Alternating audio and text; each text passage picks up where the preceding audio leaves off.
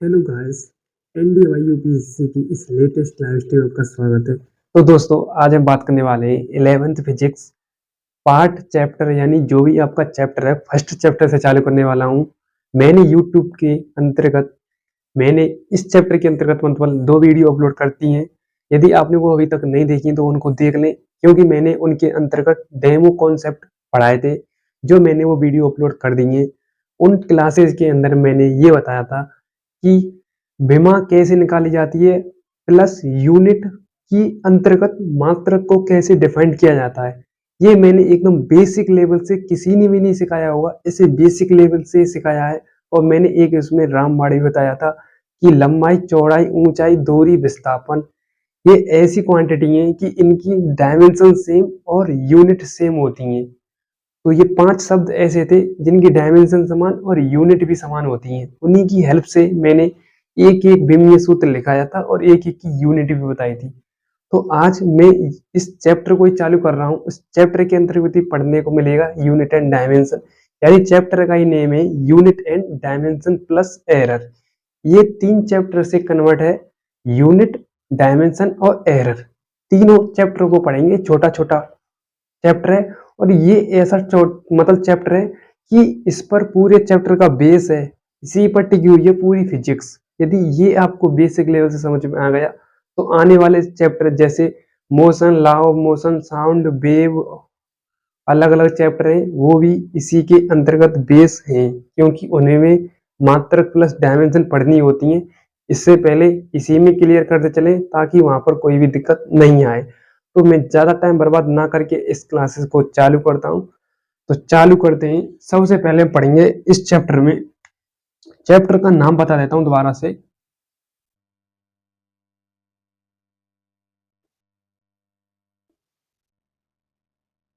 तो चैप्टर का नेम है यूनिट एंड डायमेंशन, यानी मात्रक और विमा। तो मात्रक और विमा के बारे में पढ़ेंगे सबसे पहले।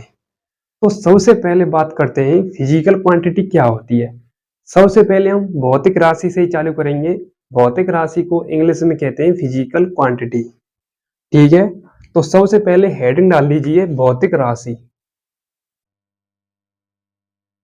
इंग्लिश में कहते हैं फिजिकल क्वांटिटी, डायरेक्ट लिख दिया है मैंने फिजिकल क्वांटिटी, यानी पी क्यू।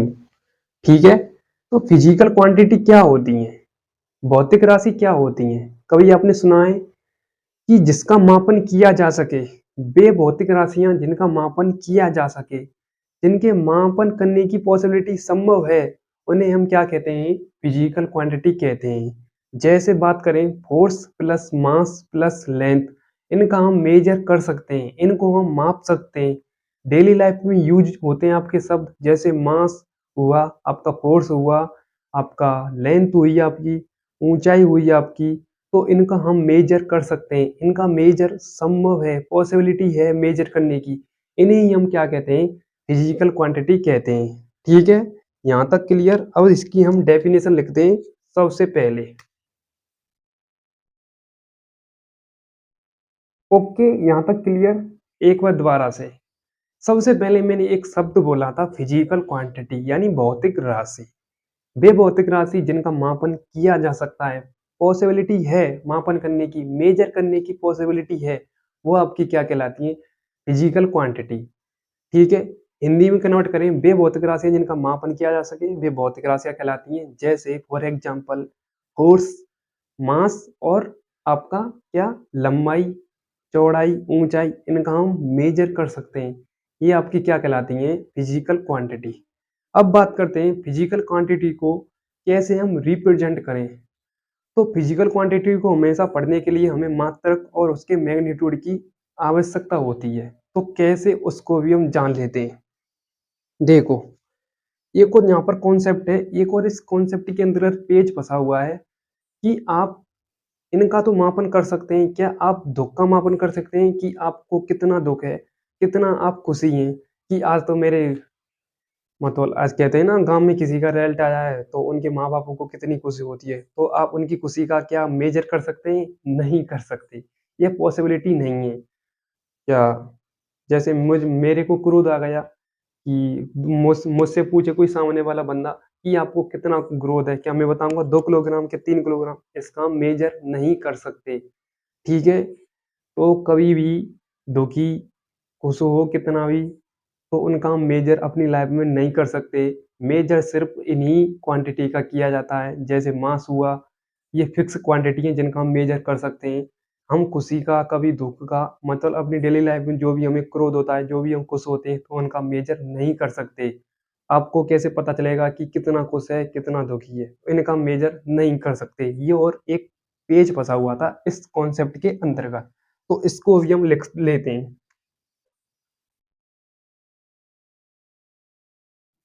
ओके, तो मैंने लिख दिया है, कभी भी सैड या हैप्पी हो आपके, तो उनका हम मेजर नहीं कर सकते। सामने वाला बंदा कितना भी खुश हो कितना भी दुखी हो, तो उनको हम माप नहीं सकते।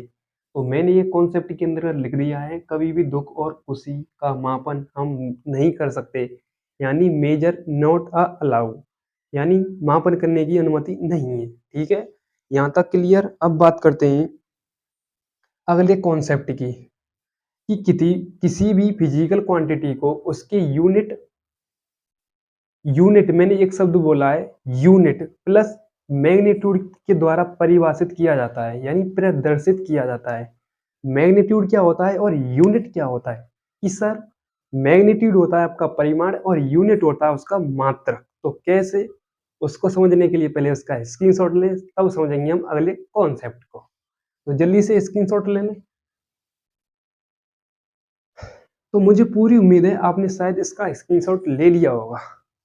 तो अब समझते हैं हम अगली बात को। यहाँ पर मैं अब अगली बात को समझाऊंगा। देखो, मैंने लिख लिया फॉर एग्जाम्पल 5 मीटर। 5 मीटर यानी 5 मीटर लंबाई हो सकती है आपकी। ठीक है, अब देखो, ये 5 मीटर 1 मीटर का 5 गुना है। बोल सकते हैं आप 1 मीटर का 5 गुना, यानी 5 मीटर। ये इसकी क्या होगा, परिमाण। ठीक है, बोले तो मैग्नीट्यूड। ठीक है, और ये इसका हो गया मात्रक, यानी मीटर, बोले तो यूनिट। ठीक है, शॉर्टकट में लिख दिया है, मैग्नीट्यूड परिमाण, मात्रक यूनिट। ये इसका क्या हो गया, मात्रक, और ये इसका क्या हो गया, परिमाण। ठीक है, जैसे बात करते हैं 5 किलोग्राम। 5 किलोग्राम या 5 किलोमीटर, कुछ भी बोल सकते हैं।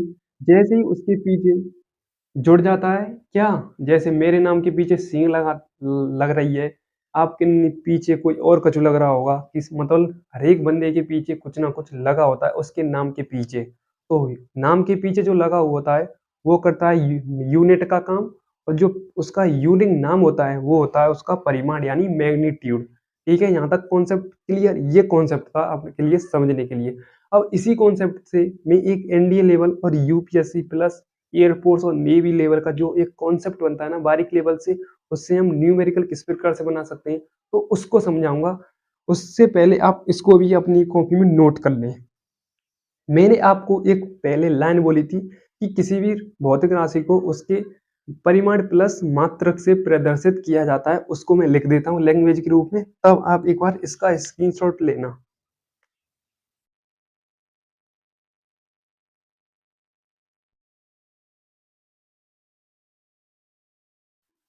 ठीक है, कि किसी भी भौतिक राशि को उसके परिमाण या मात्रक के द्वारा प्रदर्शित किया जाता है। परिमाण बोले तो मैग्नीट्यूड और मात्रक बोले तो यूनिट। ठीक है, अब एक बार इसका एक बार स्क्रीनशॉट ले लें जल्दी से जल्दी। अब मैं अगले कॉन्सेप्ट को बारीक लेवल से समझाऊंगा जल्दी से जल्दी। तो मुझे पूरी उम्मीद है आपने स्क्रीनशॉट ले लिया होगा। एक बार इसको हम रफ करते हैं, तब समझेंगे हम अगले कॉन्सेप्ट को। ठीक है, अब देखो अगला कॉन्सेप्ट आपका क्या है। मैं इसी एग्जाम्पल को दोबारा से समझाऊंगा, तभी आपके भेजे में बैठ पाएगा। एक एक कॉन्सेप्ट को दिमाग गुर्दे फेफड़े में स्कैन कर लेना, जितना बने जितना स्कैन कर लेना, भूलना नहीं है, और कॉपी में नोट कर लेना। रफ लेके बैठना, फेर में कभी नहीं लिखना। तो देखो, मैंने ले लिया 10 ग्राम चीनी। अब देखो ये क्या है, 10 ग्राम चीनी है। अब ये इसका क्या है, परिमाण, न्यूमेरिकल वैल्यू है ये। परिमाण बोले तो मैग्नीट्यूड, और ये इसका क्या है, मात्रक, बोले तो यूनिट। ठीक है, अब देखो मैं इस 10 ग्राम को यदि 10 किलोग्राम में चेंज कर दूं तो कोई दिक्कत, ग्राम को किलोग्राम में, ठीक है, 1 ग्राम मतलब 1 ग्राम, जैसे 10 ग्राम ले लिया मैंने, 10 ग्राम यानी 10 किलोग्राम। ठीक है, यहाँ तक क्लियर। अब देखो यहाँ पर भी ये गलती हो चुकी है हमसे। क्यों गलती हो चुकी है, देखो। अब देखो यहाँ से आगे समझने के लिए, जैसे होते हैं 1 किलोग्राम में कितने होते हैं, 1000 ग्राम होते हैं। ठीक है, हमने यहाँ क्या लिया था, 10 ग्राम लिया है। ठीक है, यहाँ हम 10 ग्राम ना लेकर के यहाँ हम 1 किलोग्राम ले लें तो कोई दिक्कत नहीं होगी, दिक्कत। अब हम यहाँ 1000 ग्राम लिख दें, कोई दिक्कत। अब देखो यहाँ एक न्यूमेरिकल वैल्यू छोटी थी और यहाँ पर आगे बड़ी हो गई। ये मात्रक यहाँ पर बड़ा था और यहाँ पर आगे छोटा हो गया। अब देखो यहाँ से आगे क्या कॉन्सेप्ट निकलता है। देखो पहले वैल्यू, परिमाण पहले छोटा था और जैसे ही हमने कन्वर्ट किया अनेक अलग मात्रक में, तो ये 1000 वैल्यू हो गई यहाँ पर। और यहाँ पर किलोग्राम बड़ा मात्रक था, यहाँ पर छोटा मात्रक हो गया। तो आप कह सकते हैं जब हम किसी भी मात्र को या किसी भी क्वांटिटी को हम अलग मात्रक की फॉर्म में लिखते हैं तो उसका परिमाण जितना छोटा होता है तो उसका मात्रक भी उतना ही बड़ा होता है। यानी परिमाण इसका छोटा था, मात्रक यहाँ पर बड़ा था। जैसे हमने ग्राम में चेंज किया तो मात्रक छोटे की बजाय बड़ा मात्रक हो गया और यूनिट उसकी होने की बजाय छोटी हो गई। तो ये कॉन्सेप्ट यहाँ से निकल करके आया था। अब देखो यहाँ से आगे, यदि मैं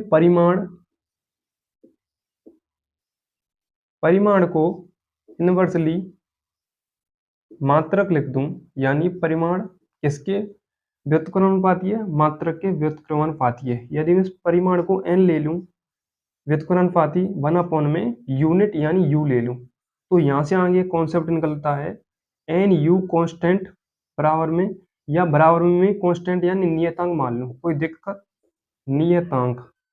ठीक है, यदि मैं इसको ऐसे फॉर्म में ना लिख करके, यदि मैं इसको ऐसी फॉर्म में लिख दूं n1 u1 बराबर में n2 u2, ठीक है, ये आ गया इसका कॉन्सेप्ट जो एनडीए लेवल का है। ठीक है, डायरेक्ट क्वेश्चन पूछा जाएगा, मतलब डायरेक्ट क्वेश्चन पूछा गया है और पूछा भी जा सकता है आने वाले एग्जाम में। कुछ भी नहीं है, जैसे मैंने यहाँ पर परिमाण बताया था और उसके पीछे क्या लगी हुई है, यूनिट लगी हुई है। तो परिमाण इनवर्सली 1 यूनिट के यानी व्युत्क्रमानुपाती होता है। तो एन व्युत्क्रमानुपाती 1/u, तो एन यू बराबर में कॉन्स्टेंट है, कोई वैल्यू आप मान लीजिए कॉन्स्टेंट। तो मैंने लिख दिया है n1 u1 बराबर में n2 u2। ठीक है, यहाँ से आगे ये कॉन्सेप्ट तैयार हो चुका है, मतलब हो चुका है। ये है आपका बापू लेवल कॉन्सेप्ट, बापू लेवल का कॉन्सेप्ट है। ठीक है, इसको दिमाग में स्कैन कर लेना, जितना बने जितना। इसको 1-2 बार लिखना, 1-2 बार समझना। यदि आपको समझ में नहीं आ पाए तो मैं एक इसका न्यूमेरिकल है, न्यूमेरिकल की फॉर्म में समझा दूंगा कैसे ये निकल करके आया था। ठीक है, यहाँ तक क्लियर। अब एक बार इसका स्क्रीनशॉट ले लें जल्दी से जल्दी।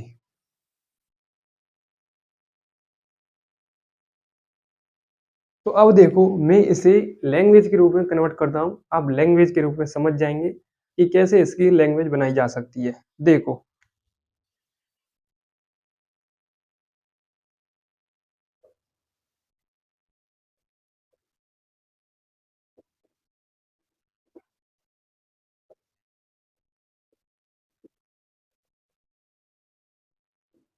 अब देखो यहाँ से आगे क्या लिखा हुआ है, मैंने लिखा है अर्थात किसी भी भौतिक राशि का परिमाण और मात्रक एक दूसरे के क्या होते हैं, व्युत्क्रमानुपाती होता है।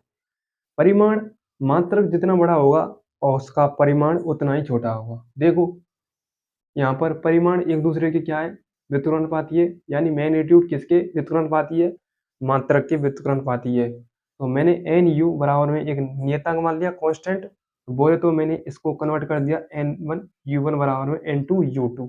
ये आपको 11th और 12th में मतलब 11th फिजिक्स में नहीं कराया होगा जब आप 11th क्लास में पढ़े होंगे, तो मेरे को भी नहीं कराया गया था ये। जब अब 12 लेवल में पास करके जब 12वीं पास की है, जब आगे पढ़ा है, तो ये कॉन्सेप्ट निकल करके आया था कि ये भी कुछ कॉन्सेप्ट होता है। तो ये आपको भी कन्वर्ट करना है और आपको भी याद रखना है। इससे क्वेश्चन आ चुका है एक एनडीए में एक बार, और आने के चांस भी हो सकते हैं। तो आपको याद रखना है N1 U1 बराबर N2 U2, डायरेक्ट यही ऑप्शन मिलेगा, यही ऑप्शन आपको टिक कर देना है, आपका 1 नंबर पक्का होगा। ठीक है, तो इसको एक बार स्क्रीनशॉट ले लें और कॉपी में नोट कर लें। ये थ्योरी को एक बार आप पढ़ लेना, इम्पोर्टेंट है थ्योरी। अब मैं बात करूंगा एक अगले कॉन्सेप्ट पर, उससे पहले इसको एक बार रफ कर देता हूँ। अब है आपका अगला कॉन्सेप्ट फंडामेंटल क्वांटिटी, यानी मूलभूत राशि। अब यहाँ से आगे फिजिक्स चालू हो रही है, ध्यान से देखते जाइए और ध्यान से पढ़ते जाइए। मूलभूत राशि, डायरेक्ट फंडामेंटल क्वांटिटी यानी FQ, डायरेक्ट लिख दिया है फंडामेंटल क्वांटिटी। अब फंडामेंटल क्वांटिटी क्या होती है, मतलब सीधे सीधे गांव की भाषा में समझाता हूँ आपको। कहते हैं ना मेरा फंडा अलग ही है, सुना होगा आपने कि मेरा फंडा तो यूनिक है, अलग ही है, और इसी का भी फंडा यही है, यही स्थिति इसकी है और ये स्थिति उन गांव वालों की है जो कहते हैं मेरा फंडा अलग है, कि तेरा फंडा कैसा है, मेरा फंडा कैसा है। इसका भी फंडा ही एक ऐसा ही जो बाबू लेवल में ही एक स्ट्रॉन्ग क्वांटिटी है, जो यूनिक है, अलग है। ये किसी पर भी डिपेंड नहीं करती, ठीक है। इसको किसी की भी जरूरत नहीं होती है, किसी भी राशि की जरूरत नहीं होती है, ये अपने आप में यूनिक होती है, ठीक है। तो ये 7 क्वांटिटी हमें पढ़ने को मिलेंगी इसमें, और 7 क्वांटिटी ऐसी हैं जो किसी पर निर्भर नहीं होती हैं, किसी से मिलकर नहीं बनी होती है, वही क्या कहलाती है, फंडामेंटल क्वांटिटी कहलाती हैं। तो सीधी सीधी फिजिक्स की भाषा में कहें कि वे भौतिक राशियां जो किसी दूसरी भौतिक राशि पर निर्भर नहीं करती हैं, वह क्या कहलाती हैं, मूलभूत राशि कहलाती हैं, बोले तो फंडामेंटल क्वांटिटी कहलाती हैं। तो इसकी लैंग्वेज लिखते हैं, फिर समझते हैं इसकी 7 जो फंडामेंटल क्वांटिटी हैं वो कौन कौन सी हैं, उनको मैं लिखाऊंगा और एक एक से समझाऊंगा, ठीक है। अब देखो,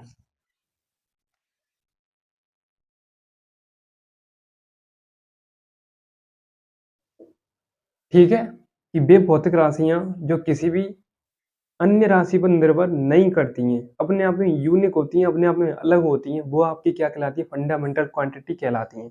अब बात करते हैं उन फंडामेंटल 7 क्वांटिटी की। सबसे पहले आपका आता है लंबाई, सेकंड नंबर पर आता है द्रव्यमान, उसके बाद आता है अगले नंबर पर आता है आपका समय, और उससे अगले नंबर पर आता है आपका तापमान, उसके बाद आता है विद्युत धारा,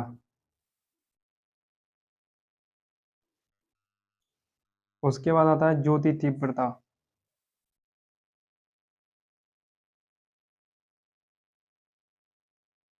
उसके बाद आता है आपका मोल, बोले तो पदार्थ, ठीक है। ये आपकी 7 क्वांटिटी ये ऐसी हैं कि ये किसी भी भौतिक राशि पर निर्भर नहीं करती, ठीक है। कौन कौन सी हैं, सबसे पहले आता है आपका लंबाई, इंग्लिश में बोलते हैं इसको लेंथ, उसके बाद आता है आपका मास यानी द्रव्यमान, समय यानी टाइम, तापमान यानी टेम्परेचर, और विद्युत धारा इलेक्ट्रिक करंट, ज्योति तीव्रता कैंडेला इसका मात्रक होता है, उसके बाद पदार्थ की मात्रा सब्सटेंस ऑफ मैटर, ठीक है। ये आपके साथ क्या है, भौतिक राशियां हैं। अब आप कह सकते हैं कि सर ये विद्युत धारा है, क्या ये मूलभूत राशि है, हाँ ये मूलभूत राशि है। जैसे इसका फॉर्मूला होता है I बराबर में Q अपॉन में T, कि सर इसको तो समय का भाग लगाते जाओ आप इसमें और धारा बनाते जाओ, ये कर सकते हैं, पर ये आपकी एक फंडामेंटल क्वांटिटी है, इसको फंडामेंटल क्वांटिटी की श्रेणी में रखा गया है। इसको इसको इलेक्ट्रिक करंट को या विद्युत धारा, ठीक है।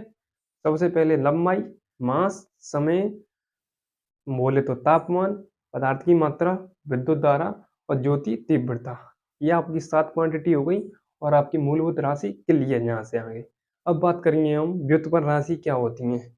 व्युत्पन्न राशि सीधे-सीधे नाम से ही क्लियर है कि उत्पन्न किसी दूसरी राशि की सहायता लेती हैं वो। वे भौतिक राशियाँ जो किसी दूसरी राशि की सहायता लेकर मिलकर बनी होती हैं, वो आपकी क्या कहलाती हैं व्युत्पन्न। तो व्युत्पन्न सीधे नाम से ही क्लियर होगा उत्पन्न, उत्पन्न करना। तो उस क्वांटिटी को हम अगले लेक्चर के साथ कवर करेंगे। ये वीडियो थोड़ी लेंथी बन जाएगी नहीं तो मिलते हैं ऐसे ही धमाकेदार वीडियो के साथ। और एक बात मुझसे बता देना कमेंट में करके कि इन सभी का मुझे मात्रक चाहिए कमेंट में। लंबाई का मात्रक, तापमान का और ज्योति तीव्रता इनका मात्रक क्या होता है। प्लस एक छोटा सा कमेंट कर देना कि आपको आज की वीडियो कितनी इंटरेस्ट लगी और कितना समझ में आया। उसके बाद इस वीडियो को एक बार शेयर कर देना और इस वीडियो को स्किप नहीं करना है, आपको लास्ट तक देखना है। और इस वीडियो को दोस्तों के साथ अन्य आपके जो भी सगा बंधु हैं, आपकी बहन भाई हैं, उनको भी दिखा देना क्योंकि ये एक ऐसी फिजिक्स लेवल से पढ़ा रहा हूँ, एकदम डीप लेवल से पढ़ा रहा हूँ और अपर लेवल तक लेकर जाऊँगा, ये मेरी गारंटी है। तो मिलते हैं अगली सेकंड वीडियो के साथ। थैंक यू, धन्यवाद, नमस्कार। तो गाइस बने रहिए, बढ़िया रहते और पढ़ाई करते रहिए कंटिन्यू और स्कोर तानते रहिए क्योंकि आज पढ़ाई एक ऐसी चीज़ है जिससे हम सब चीज़ अचीव कर सकते हैं। तो मिलते हैं ऐसी धमाकेदार वीडियो के साथ। थैंक यू, धन्यवाद। जय हिंद, जय भारत।